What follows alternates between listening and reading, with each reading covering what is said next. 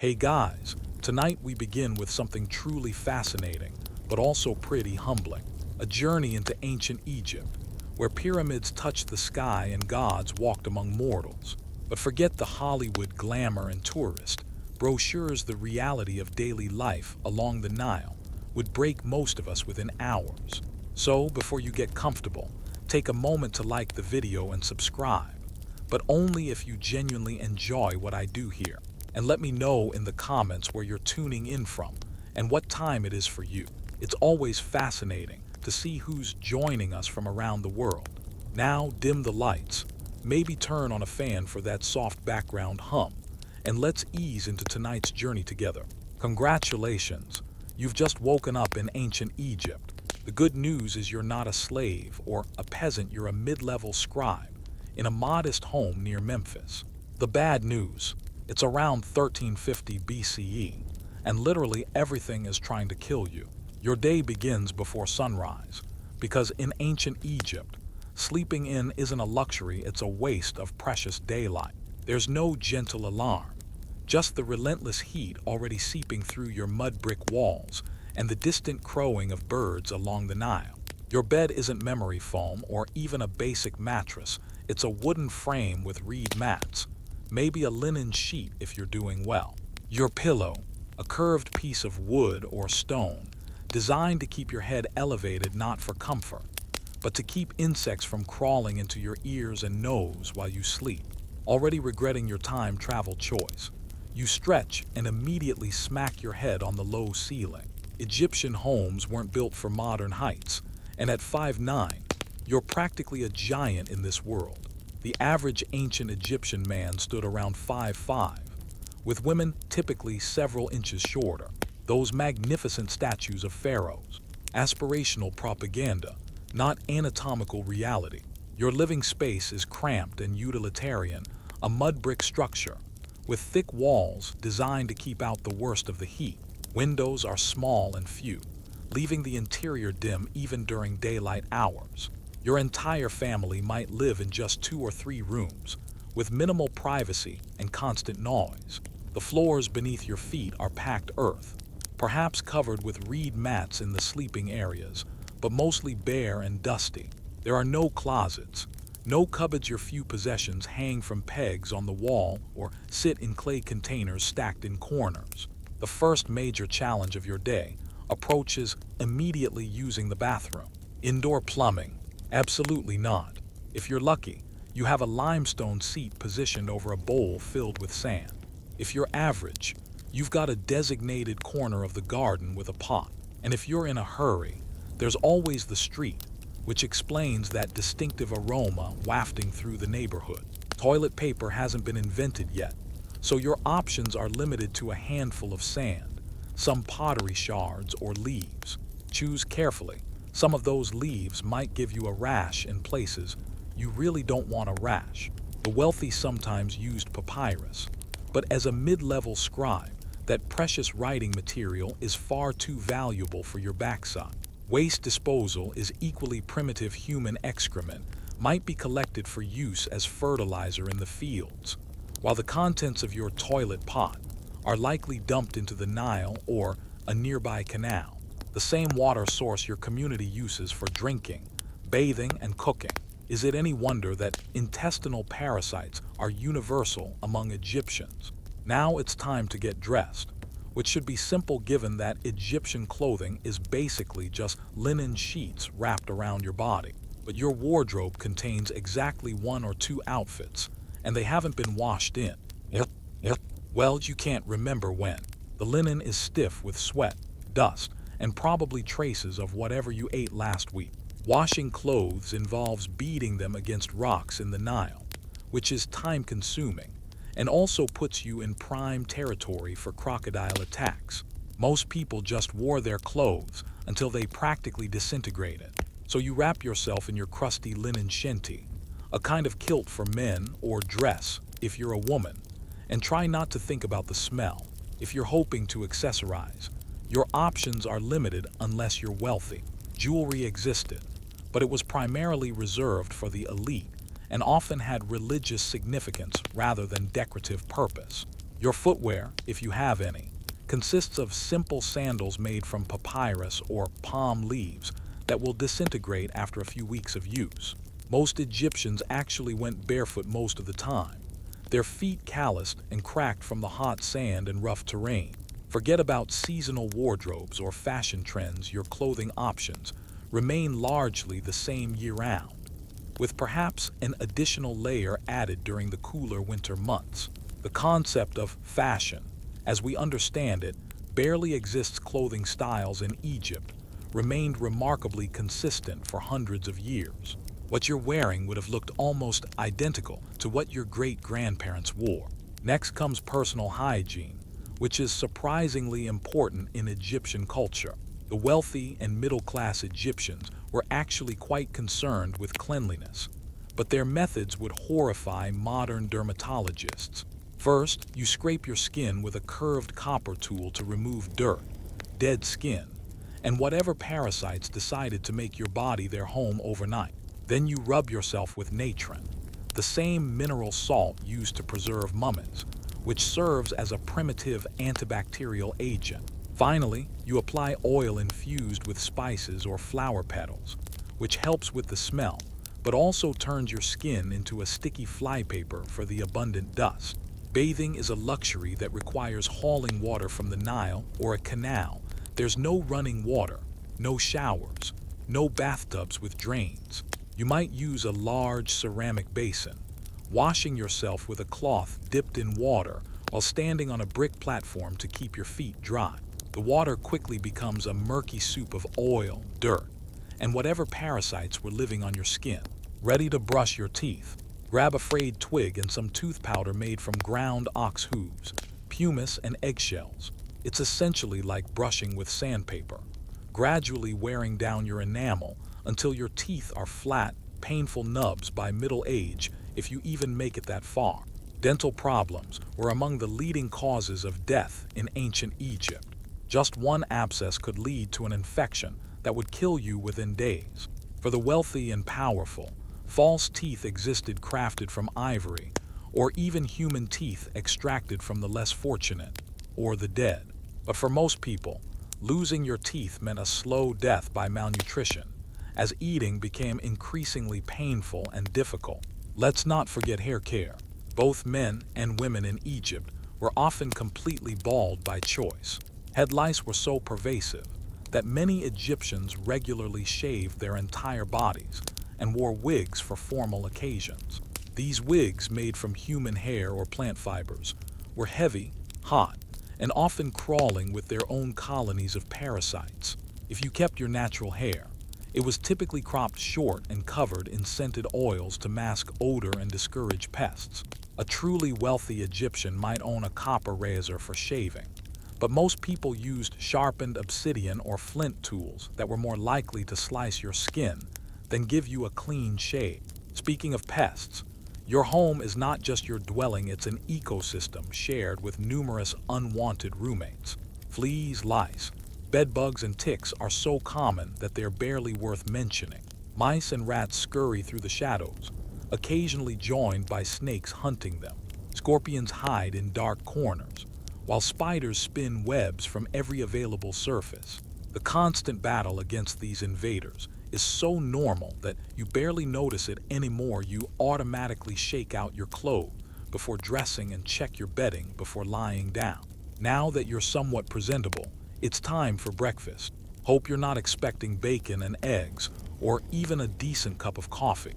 Morning meals in ancient Egypt were simple and repetitive. Some bread so coarse with sand and grit that it wears down your teeth with every bite. This isn't an exaggeration. Archaeologists can identify Egyptian remains by their severely abraded teeth, thanks to the stone particles that got mixed into the flour during grinding.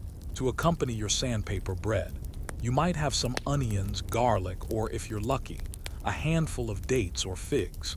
Wash it all down with beer. Yes, beer. Even in the morning, because the water from the Nile isn't safe to drink unless it's been fermented. This beer is nothing like your modern craft brews. It's thick, cloudy, low in alcohol, and has chunks of bread floating in it. Think of it as a room temperature. slightly alcoholic porridge that you drink through a reed straw to filter out the solids. Delicious? No. Safer than water? Barely. The beer contains just enough alcohol to kill some pathogens, but not all of them. Parasitic infections were so common that they were essentially universal among the population.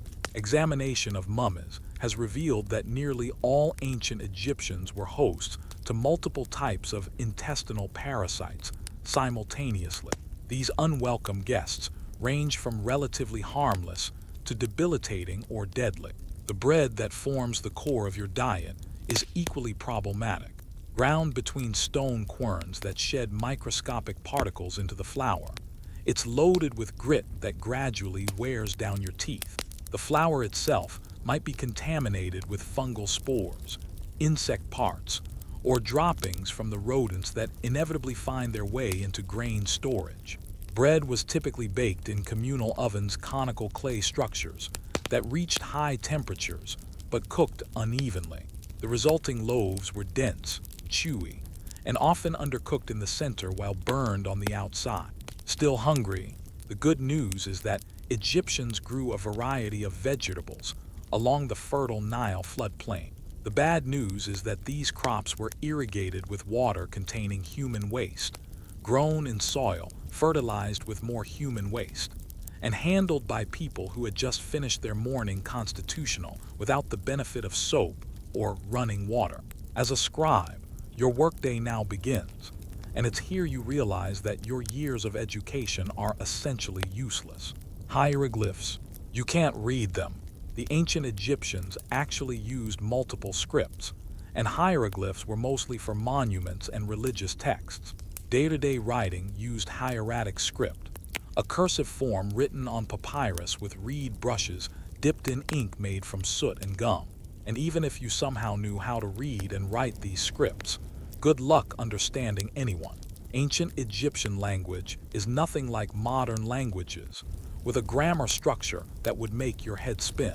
So you sit there, completely illiterate, staring at symbols that might as well be alien markings, while your Egyptian colleagues wonder if you've suffered some kind of brain injury. Oh, and that papyrus you're supposed to be writing on.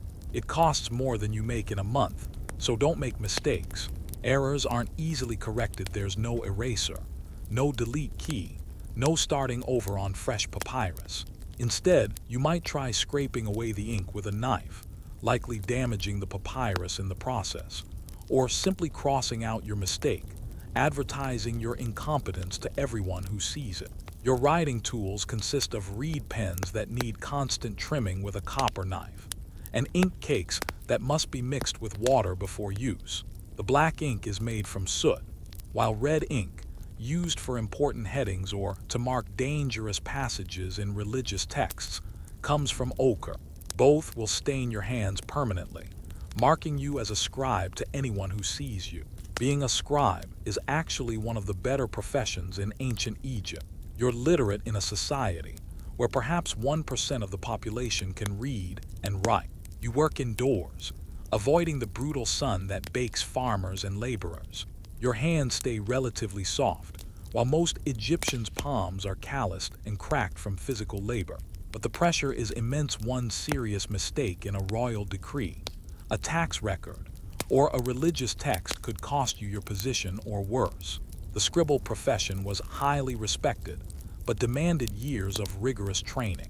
Young boys, almost exclusively boys, began their education around age 5, spending up to 12 years learning thousands of hieroglyphs and their cursive hieratic equivalents. Students were often beaten for mistakes or laziness. A popular Egyptian saying advised that a boy's ear is on his back. He listens when he is beaten. Your workplace might be a government office, a temple complex, or the household of a wealthy noble.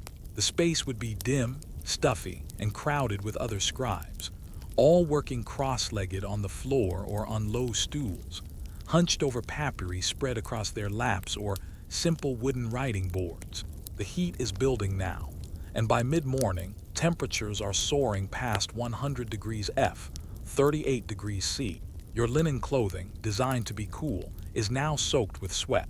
There's no air conditioning, not even a proper fan, just a large palm frond that you weakly wave in front of your face. Windows are small openings covered with reed mats to keep out the worst of the dust and flies. But they do almost nothing for ventilation. The flies, oh, the flies. They're everywhere, landing on your eyes, your lips, your food. They carry diseases that you have no immunity to, and swatting them away is a constant, futile battle.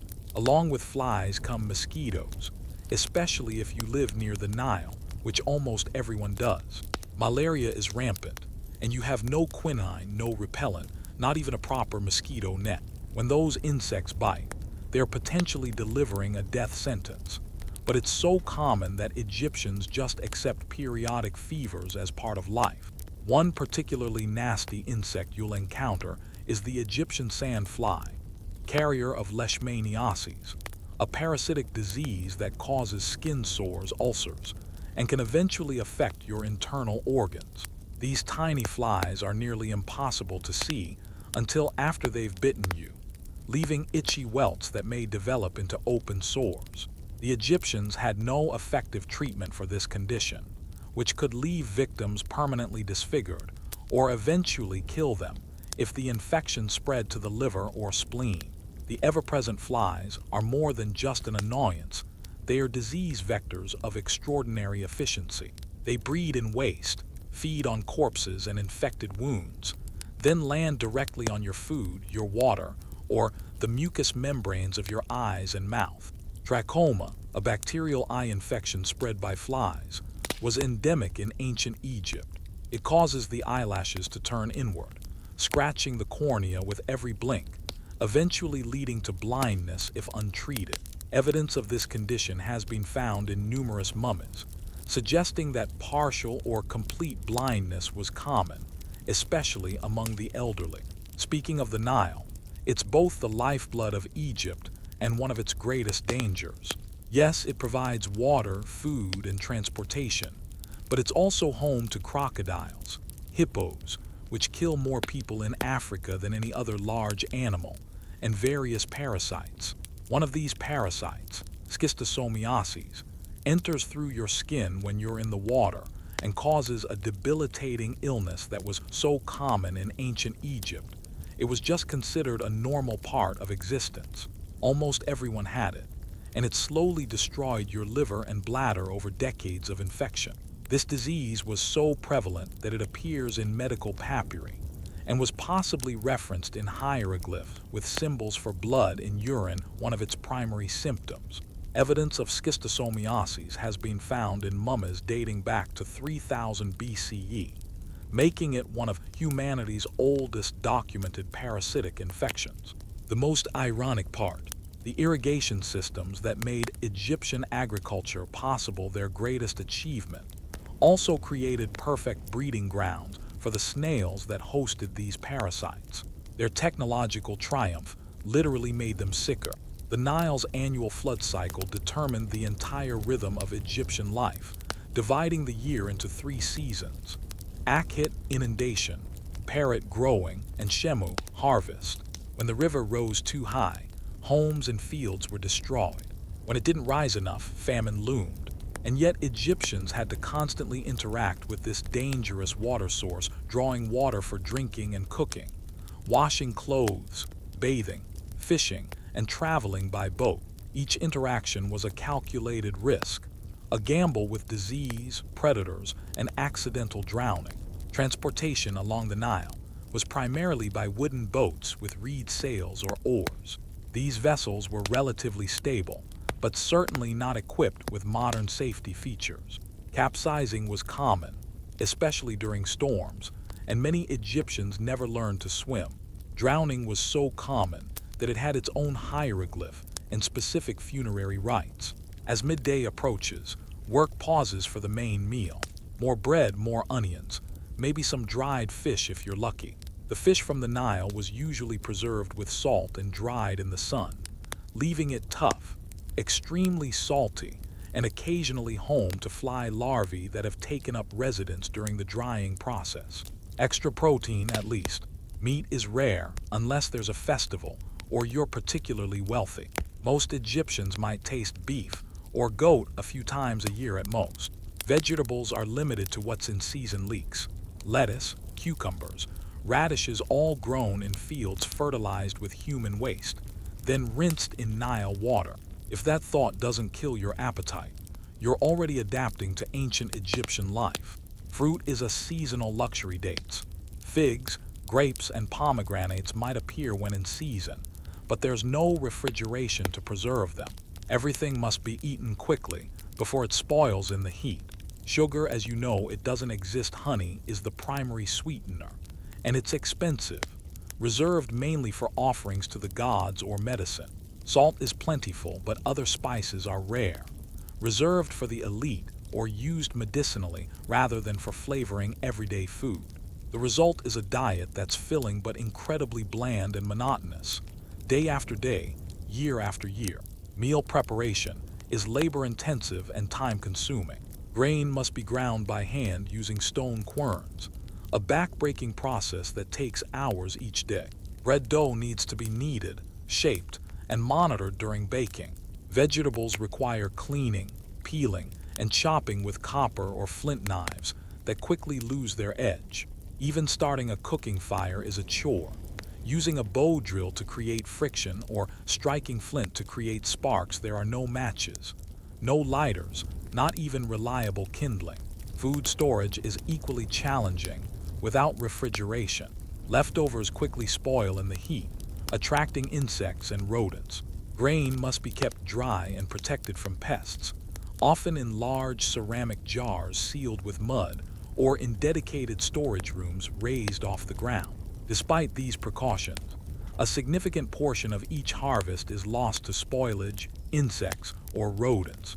After eating, many Egyptians take a brief rest during the hottest part of the day, but that doesn't mean comfort. Your home offers little relief from the heat, and even if you try to nap, the relentless insects make it nearly impossible. Plus, there's always more work to be done. As a scribe, you might be summoned to record inventories, write letters for the illiterate, which is most people, or assist with tax collection. And if you make an error in those tax records, you could face a beating or worse. The Egyptian bureaucracy was extensive and unforgiving. Taxation in ancient Egypt wasn't just about money, it was a complex system where farmers and craftsmen paid with portions of their produce or goods. As a scribe, you'd be responsible for carefully recording each bushel of grain, head of cattle, or jar of beer being collected. Make a mistake in the pharaoh's favor, and a family might starve. Make a mistake in the taxpayer's favor, and you might be accused of corruption or theft. The punishments for such offenses range from fines to beatings, to disfigurement, or even execution for serious or repeated violations. Egypt's legal system was sophisticated for its time, but harsh by modern standards. There were no juries, no presumption of innocence, and punishments were designed to be public and deterrent. Theft might be punished by cutting off a hand, perjury by cutting out the tongue, and serious crimes like tomb robbery could result in impalement. The concept of prison as punishment barely existed. Detention was primarily used to hold accused criminals until trial, not as a sentence itself. The afternoon brings new challenges. The wind often picks up, carrying dust and sand that gets into everything: your eyes, your lungs, every fold of your clothing and skin. There are no sunglasses to protect your eyes, no masks for your lungs, just endless particles that leave you coughing and squinting. Dust storms can arise suddenly, turning day to night and forcing everyone to seek shelter. These calms and winds can last for days, filling your home with a fine layer of dust that you'll never fully clean away. And that's assuming you don't develop respiratory problems from constantly breathing this stuff. Evidence of sand pneumoconiosis has been found in Egyptian mummies, their lungs literally filled with fine particles over a lifetime of exposure. These respiratory ailments were so common that Egyptians had specific prayers and remedies dedicated to the breath of the desert that entered their bodies and caused pain and coughing. Some treatments involved inhaling the smoke of burning herbs, which likely made the condition worse rather than better. Others included wearing protective amulets shaped like lungs or air symbols, thought to magically strengthen the breath. The Egyptians understood that breathing problems were related to dust, but their solutions were based on magic as much as medicine. The constant exposure to sun presents another health hazard: skin damage. While darker-skinned Egyptians had some natural protection, everyone was vulnerable to the intense UV radiation. Sunburn was common, as was premature aging of exposed skin. More concerningly, evidence of skin cancers has been found in some mummies, particularly those of higher status individuals who might have spent more time outdoors for religious ceremonies or recreation. The Egyptians had no concept of UV protection. Their oils and cosmetics were for cleanliness and religious significance, not sun protection. As the workday continues, you're becoming increasingly aware of new aches and pains. That slight toothache you felt this morning, it could kill you within weeks if it develops into an abscess. That cut on your hand from a papyrus edge, it might already be infected in this pre-antibiotic world. The constant strain on your back from sitting hunched over scrolls, that will be with you for life, gradually worsening until simple movement becomes agony. Medical care exists, but it's a terrifying blend of practical knowledge and mystical nonsense. Egyptian physicians were actually quite advanced in some ways. They could set broken bones, stitch wounds, and had extensive knowledge of herbal remedies. But they also believed that most diseases were caused by angry gods or malevolent spirits. Treatments often involved as many prayers and amulets as actual medicine. For that tooth infection, a doctor might apply a poultice of herbs, somewhat helpful, while chanting to the god Thoth, and having you wear a necklace made of bones, not helpful at all. Some cures were worse than the disease, like treating eye infections with bat blood or putting moldy bread on wounds, though ironically, the latter might have accidentally worked sometimes, thanks to natural antibiotics in the mold. The most feared physicians were the ones who specialized in the brain, not because they were particularly skillful, but because their standard procedure for almost any head ailment was trepanation, drilling a hole in your skull to let the evil spirits escape. Remarkably, some patients survived this procedure, as evidenced by skulls showing healing around the drill sites. But many, perhaps most, died of infection or brain damage. Would you volunteer for brain surgery performed with copper tools and no anesthesia by someone who thinks your headache is caused by a demon? Egyptian medicine was detailed in several surviving medical papyri, most notably the Edwin Smith Papyrus and the Ebers Papyrus. These texts describe hundreds of ailments and their treatments, revealing a strange mix of practical observation and supernatural belief. For instance, the Edwin Smith Papyrus contains remarkably accurate descriptions of traumatic injuries and even recognizes that damage to one side of the brain affects the opposite side of the body, a sophisticated neurological observation. Yet the same text might prescribe magical incantations alongside practical bandaging techniques. In this world, medicine and magic weren't separate disciplines, they were two aspects of the same healing process. Pain management consisted primarily of alcohol, opium, if available, and various herbal concoctions of questionable efficacy. Major surgeries were performed with the patient fully conscious, perhaps dulled slightly by strong beer, but otherwise feeling every excruciating moment. No wonder many Egyptians preferred to simply pray for divine intervention rather than seek medical help. The concept of disease prevention barely existed. While Egyptians valued cleanliness for religious reasons, they had no understanding of germ theory or how diseases actually spread. Public health measures were essentially non-existent. Waste was dumped into the same water source used for drinking, bathing, and cooking. Food handling practices that would horrify modern health inspectors were standard. And because many illnesses were attributed to supernatural causes, practical preventive measures took a backseat to religious rituals and protective amulets. As evening approaches, you might think the worst is over, but ancient Egypt has plenty more challenges in store. The setting sun brings some relief from the heat, but heralds the arrival of even more insects and other unwelcome visitors. Scorpions love to hide in the cool shadows of Egyptian homes, particularly in shoes, bedding, and clothing. Their stings range from excruciatingly painful to deadly, depending on the species. Snakes, too, seek shelter from the heat in human dwellings.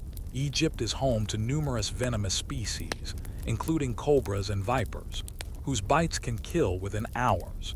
There's no antivenom, just prayers to the goddess Meretseger, the lover of silence who was believed to govern venomous creatures. The fear of scorpions and snakes was so pervasive in Egyptian society that numerous spells, charms, and rituals were developed specifically to ward them off. Children wore special protective amulets, and homes often had small shrines dedicated to Serket, the scorpion goddess, or other protective deities. One ancient text contains no fewer than 85 separate incantations against snakes and scorpions, suggesting how terrifying and common these threats were. Archaeological evidence confirms this fear was well-founded. The remains of numerous ancient Egyptians show evidence of death by snake bite or scorpion sting. As darkness falls, the risks shift but don't diminish. Ancient Egyptian cities and villages had no street lighting. Once the sun set, darkness was nearly absolute, broken only by the occasional oil lamp carried by pedestrians or burning in home doorways. Moving about after dark was dangerous, not just because of the inability to see obstacles or hazards, but because nighttime was when criminals were most active. Theft, assault, and even murder were common enough that most people simply stayed home after sunset, unless absolutely necessary. Some wealthy households employed private guards, but most ordinary Egyptians relied on barred doors, protective amulets, and the hope that thieves would target someone else. Despite these dangers, the evening meal must be prepared. Cooking happens over an open fire, usually in a small courtyard or dedicated kitchen area with minimal ventilation. The smoke fills your lungs and stings your eyes, contributing to the respiratory problems that plague many Egyptians. The fire is fueled by whatever can be found: dried dung, scrap wood, or reeds, all of which produce their own unique and unpleasant odors. Dinner is similar to lunch: bread, vegetables, perhaps some lentils or chickpeas in a stew.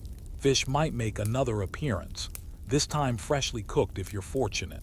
You eat with your hands, sitting on the ground or a low stool. There are no tables, no proper plates, just ceramic bowls and your increasingly grimy fingers.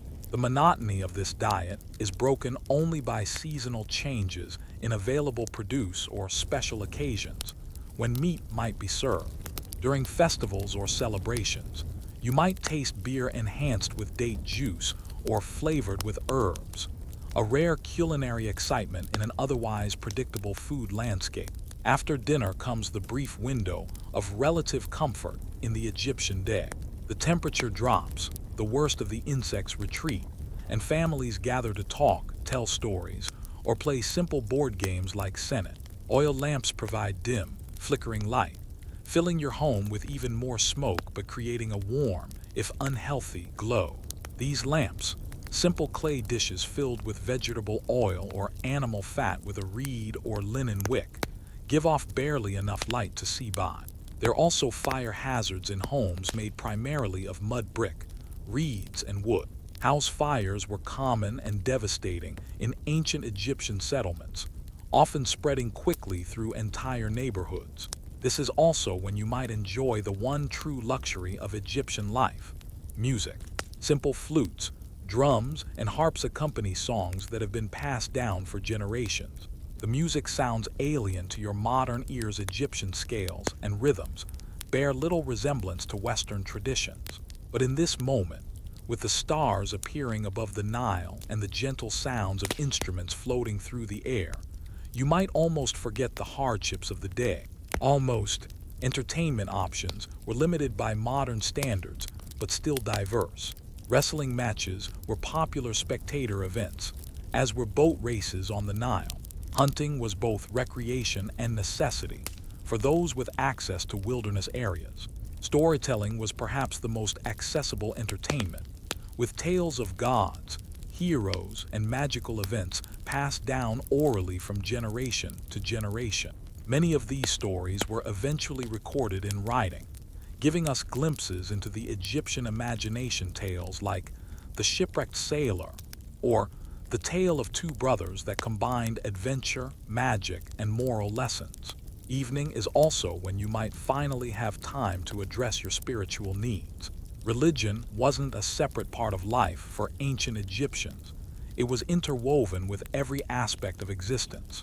Your home probably has a small shrine, with figurines representing household gods or ancestors.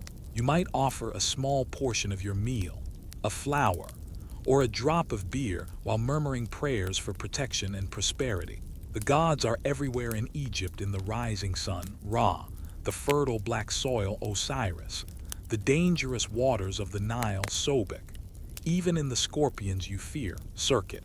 Every natural phenomenon, every life event from birth to death, has its divine overseer, and the afterlife looms large in Egyptian consciousness. You know that your heart will one day be weighed against the feather of man, goddess of truth and justice.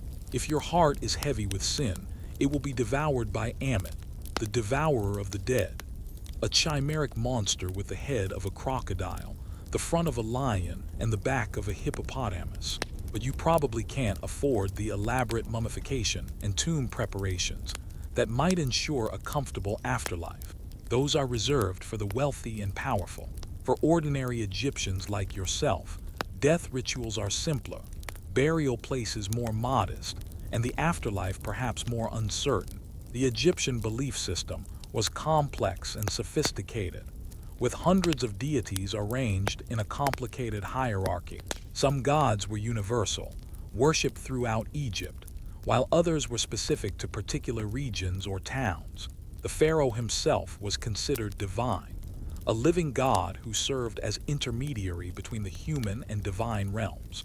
Religious festivals punctuated the Egyptian calendar, providing rare breaks from the monotony of daily life. These could be joyous occasions with music, dancing, feasting, and drinking, or solemn ceremonies of sacrifice and prayer. For a few days, the hardships of existence might be temporarily forgotten in communal celebration. But even religion had its dangers. Some rituals involved handling venomous snakes, consuming potentially toxic substances, or engaging in practices that risked injury or disease. The gods, while potentially beneficial, could also bring punishment if offended, another source of anxiety in an already precarious existence. As bedtime approaches, you face one final set of challenges. Your sleeping area needs to be carefully checked for scorpions, snakes, and spiders. Your thin reed mat offers little comfort against the hard wooden frame of your bed. Summer nights remain hot and sticky, while winter nights can be surprisingly cold, dropping to near freezing in some regions. There are no proper blankets, just more linen sheets that offer minimal warmth. And despite your exhaustion, sleep might be elusive.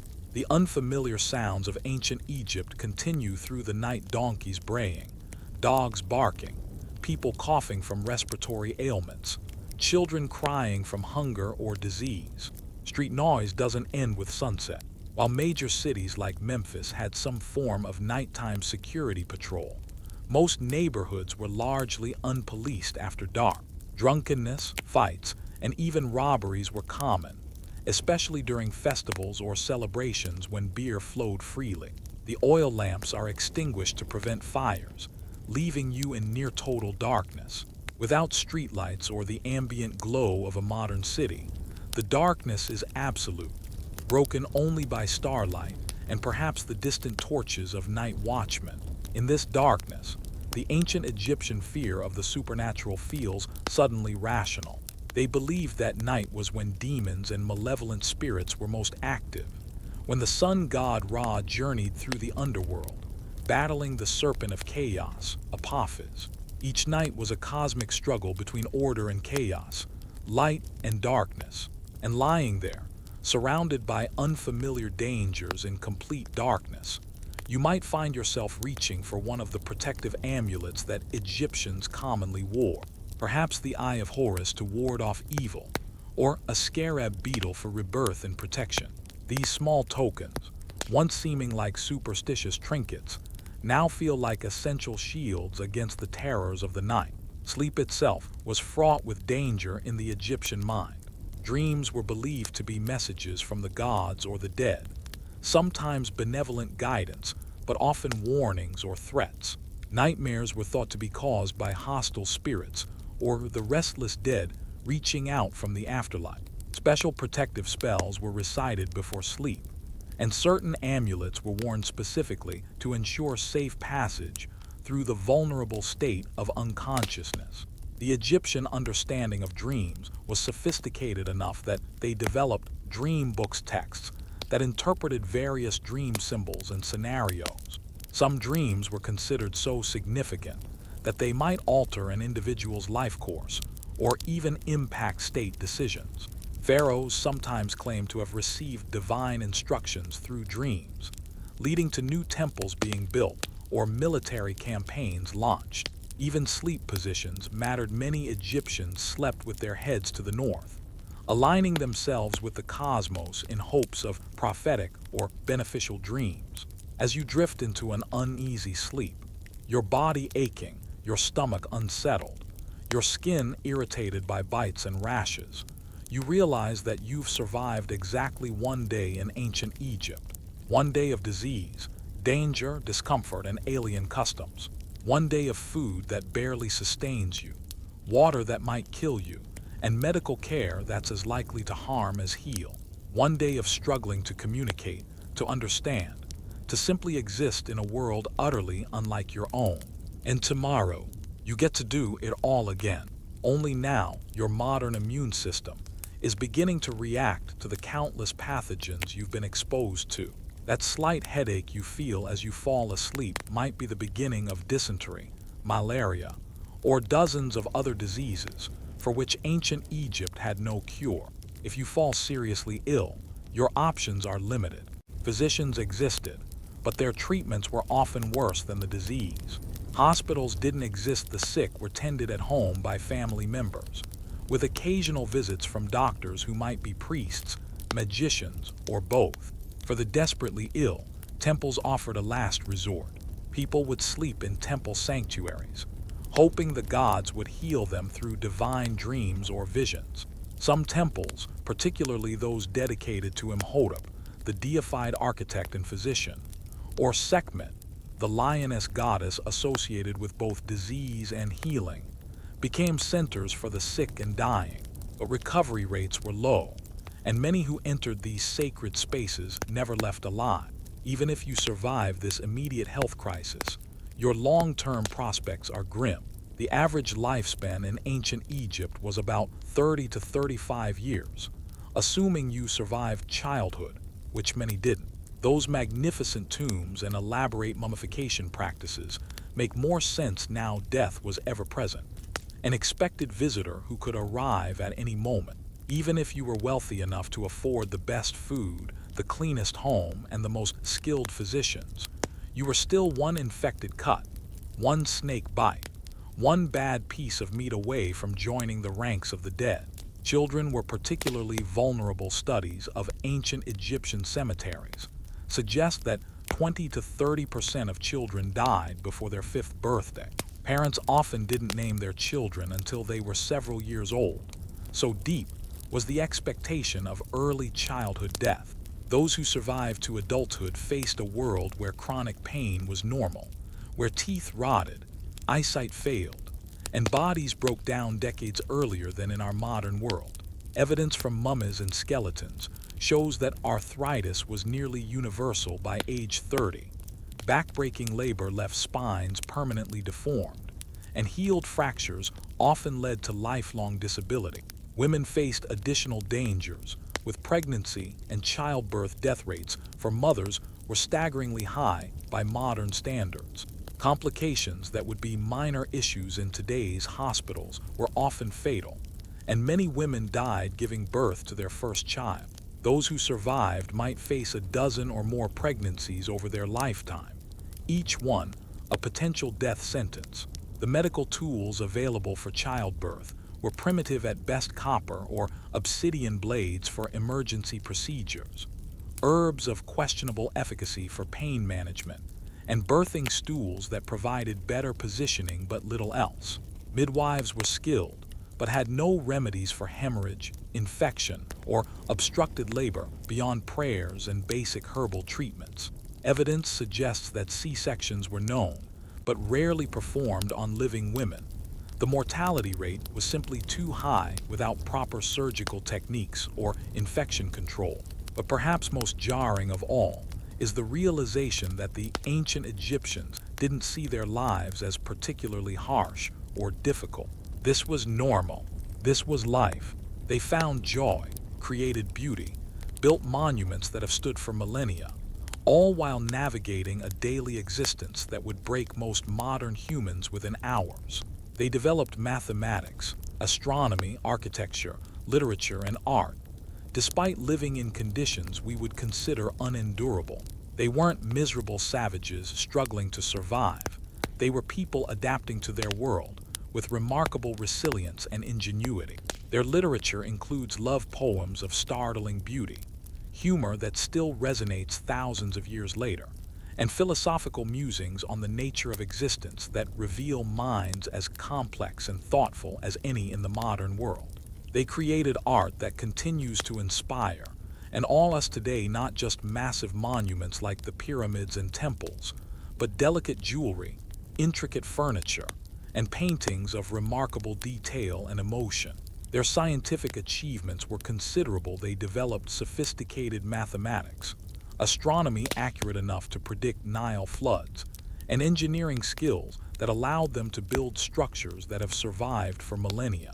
All of this while battling parasites, disease, extreme heat, dangerous wildlife, and the constant threat of famine if the Nile's annual flood failed. And that, perhaps, is the most humbling realization of all. We, with our antibiotics and air conditioning, our clean water and comfortable beds, our protection from predators and parasites, might not have survived a single day in their world. Yet they built one of the greatest civilizations in human history. The monuments we associate with ancient Egypt, the pyramids, the temples, the sphinxes, weren't built by slaves as popular movies might suggest. They were largely constructed by ordinary Egyptians who worked on these projects during the flooding season when farming was impossible. These were people with parasites in their blood, sand in their lungs, teeth worn to nubs, bodies aching from lifelong labor, and they still managed to move blocks weighing tons with nothing but rope, wood, and human muscle. They created precision engineering with copper tools and measuring sticks, achieving levels of accuracy that would be challenging even with modern equipment, all while living with chronic pain, constant hunger, and the knowledge that death could come at any moment from 1,000 different directions. Their technological innovations were remarkable given their constraints. They developed sophisticated irrigation systems, using nilometers to predict flood levels and channels to direct water. They created sailing vessels capable of maritime trade throughout the Mediterranean and Red Sea. They invented papyrus, a writing material so effective it was used for thousands of years until paper was introduced. They developed cosmetics and perfumes using complex chemical processes, some of which are still used in similar forms today. And they did all this without modern science, without electricity, without fossil fuels or industrial manufacturing. Each innovation came from careful observation, trial and error, and the patient accumulation of knowledge passed down through generations of craftsmen and scholars. So as you finally drift into sleep on your uncomfortable bed, swatting at mosquitoes and scratching at rashes, perhaps there's a strange comfort in knowing that the ancient Egyptians would have done the same, and then they would have risen with the sun, accepted the hardships as simply part of life, and continued building wonders that we still marvel at thousands of years later. In the morning, if you wake, and that's never guaranteed in ancient Egypt, you'll rise to another day of challenges. The Nile might flood earlier than expected, bringing crocodiles into villages. A grain silo might collapse, threatening famine. Raiders from neighboring lands might attack, forcing you to hide or flee. The pharaoh might demand a special tax, taking what little surplus you've managed to save. The gods might need appeasing with expensive offerings that drain your meager resources. And through it all, the sun will beat down. The parasites will multiply in your gut. The dust will fill your lungs, and your body will continue its steady, premature decline. Yet the ancient Egyptians faced these same challenges for over 3,000 years of continuous civilization, one of the longest-lasting cultures in human history. They weren't supermen or stoic philosophers. They complained in their writings about taxes, bosses, lazy colleagues, and disrespectful youth, just as we do today. They fell in love, fought with their families, celebrated festivals with too much beer, and worried about their futures. They were, in essence, remarkably similar to us in their emotions and desires, despite living in conditions we can barely imagine enduring. And perhaps that's the most profound lesson from ancient Egypt. Human adaptability is extraordinary. What seems impossible to survive becomes normal when it's all you've ever known. What appears to be unbearable hardship can be the background against which joy, creativity, and achievement still flourish. In a society where living to 40 was an achievement and every day brought new threats to survival, they still found time to create beauty, to contemplate eternity, to reach for something beyond mere existence. And that enduring human spirit, more than pyramids or temples or golden treasures, might be their greatest legacy. A reminder that even in the harshest conditions, humans adapt, create, and somehow find moments of joy in the struggle. So as you drift off to sleep in your ancient Egyptian bed, remember this. You probably wouldn't last a day in their world, but they built a civilization that has lasted for eternity. And somewhere in that paradox lies a profound truth about human resilience, our capacity to endure, to create, and to find meaning even in the most challenging circumstances. The ancient Egyptians lived, loved, struggled, and dreamed under the same stars that shine above us today. They faced a world infinitely harsher than our own. Yet they not only survived, but created works of such beauty and ambition that we still stand in awe of them thousands of years later. Perhaps then, the most humbling lesson isn't that we wouldn't survive in ancient Egypt. It's that the ancient Egyptians found ways to thrive in conditions that would break us. And in doing so, they remind us of the extraordinary capacity for adaptation, creativity, and resilience that lies within all of us, a capacity we rarely need to tap in our comfortable modern world, but one that remains our most profound inheritance from ancestors who faced challenges we can barely imagine. So tonight, as you drift off to sleep in your comfortable bed, with clean water at your fingertips and medicine in your cabinet, spare a thought for those ancient people along the Nile. They would look at your life with wonder and perhaps envy, but they might also recognize that comfort doesn't always breed greatness. Sometimes it's in the struggle that humans reveal their most remarkable qualities. And in that realization lies both humility and hope, the knowledge that we come from people who endured far worse than most of us will ever face, and the promise that if they could create beauty and meaning in such a world, perhaps we too can overcome whatever challenges await us under the same eternal stars.